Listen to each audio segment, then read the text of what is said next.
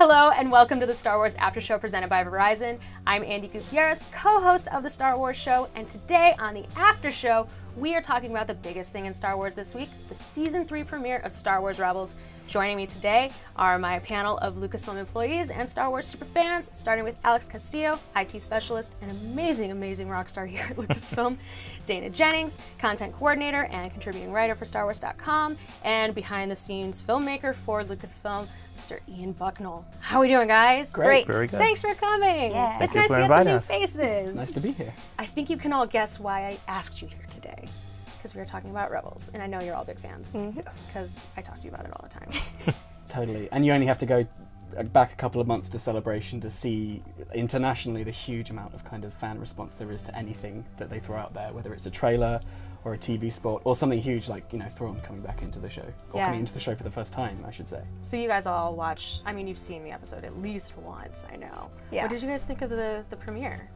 I actually rewatched it again just to prep to do my homework. That's good. But, Research is good. I really enjoyed the introduction of kind of the dark Ezra. Mm-hmm. That was like really a mind blown type thing.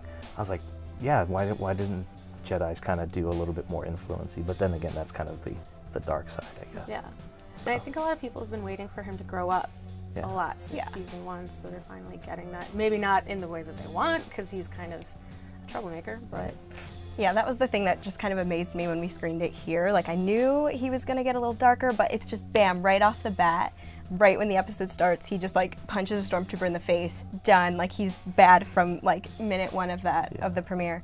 And I like it because, it shows that he's getting stronger. He has a mind of his own now. He's not relying on Kanan so much until the end of that episode, which I also really liked that, after he goes through his mission, he realizes he fails. He has to call back to Kanan and pretty much admit, I still don't know what I'm doing. Please help me. And I like that part because it makes him human. And it's really, they have another sweet moment at the end, which they've had before, where it's like, we're still buddies, even though you're going a little bit dark there. But yeah, Kanan's always going to be there for him, which I love.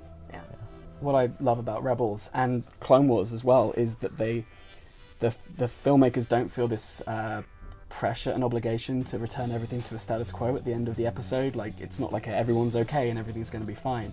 At every point through Rebels, there are actions that have far-reaching consequences. When they get a new fleet of ships from Princess Leia, when Darth Vader destroys Phoenix 1, those have major ramifications for the Rebels and how they are able to move around the galaxy. And I really like that. And I think looking back at Clone Wars, you look at a character like Ahsoka, who changed so much over the arc of the show, both physically and in her attitude and as a Jedi, to being not a Jedi. And I think there's that similar arc with Ezra happening, which I'm all for. I love the idea that Ezra can grow and change, and in some cases not be likable. I love the idea that in this long-form storytelling, you can really explore some of those internal conflicts between the characters. And that was funny that you mentioned that he's not likable. I was reading through the subreddit, and they were discussing the episode last week, and someone had posted something that I didn't even think about, is that they were distracted by the fact that when Ezra was promoted to Lieutenant Commander for this mission, that everyone kept calling him Lieutenant, which is actually kind of disrespectful because you're supposed to refer to them as Commander. And it was kind of like, well, they're doing that because they don't respect him, because he's kind of being a pain in the butt. Yeah. And I was like, dang, that's some really awesome writing that I never would have noticed if other fans hadn't pointed it out. It's so great. He's got a little of that Anakin cockiness about him.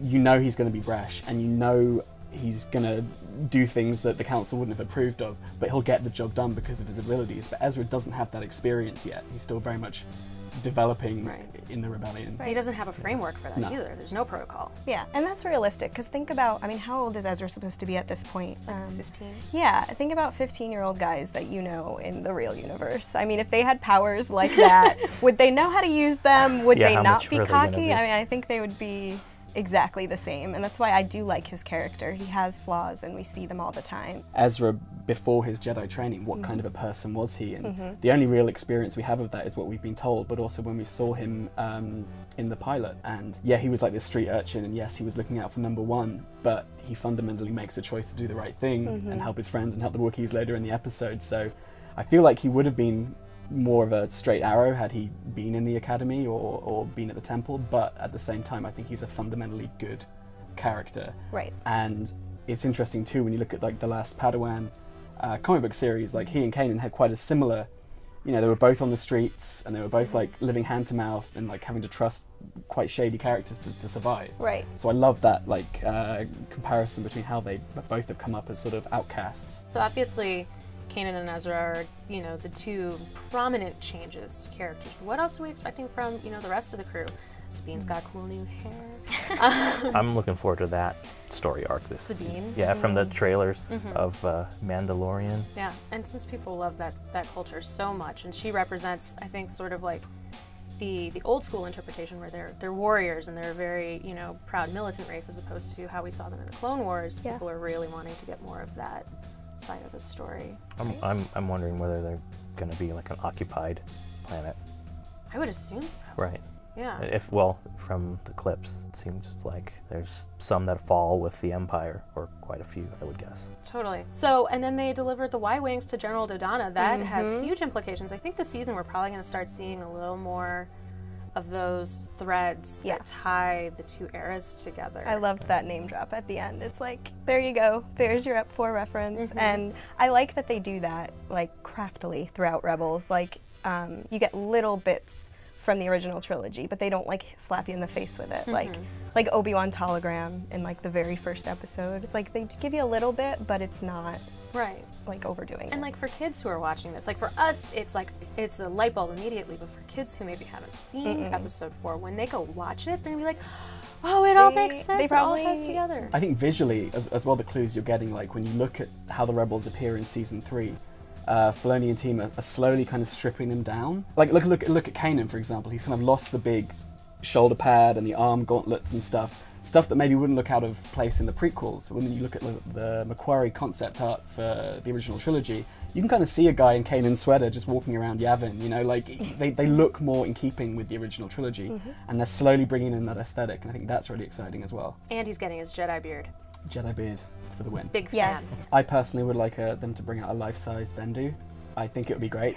He'd be plush, and you could like sleep in his hand like a hammock. Oh, Maybe cute. both. He could like gather you up. Because there's something so reassuring about Bendu. Like he clearly isn't rattled by the wider conflict. Plus, he has the voice of Tom Baker, aka the definitive Doctor Who. Amazing. So as a child growing up, like he is a tea time stalwart. Like he's on TV, letting you know with his big scarf and his big hair and his jelly babies, it's gonna be fine. That all just whoosh. I've never watched an episode of Doctor Who. Me either. None of them. You should come on my show, the Doctor Who After Show, and maybe we can. That doesn't exist. You are so British. Thank you. Speaking of voices, Thrawn's voice. Ah, That's why I like Thrawn the most, I think. It's Yeah. just, it's like chilling. So good. Lars Nicholson, yeah. Is it okay to play the British card again? Do it. Yeah. That's why we have you here. Personally, growing up as a Star Wars fan, you know, as a kid, you want to be like your favorite characters, and you're looking for like, you know, role models in the trilogy. And who have you got like who's English? Bad guys. You've got like these imperial stooges. It's this horrible like dog eat dog corporate culture. They're all getting strangled. They've got terrible facial hair. Like we Imperials, we're all British, and it was totally unfair. So I quite like that hiring a Danish guy, you know, coming in. It just makes the Empire seem a little more balanced. Wait, what Imperials have bad facial hair? Oh, the Constantine, that like sideburns, the question mark sideburns, the moustaches. Yeah, they're pretty It's too old school to be fashionable. It's too try hard to be hipster. But there's a It's lot of awful. good mustaches.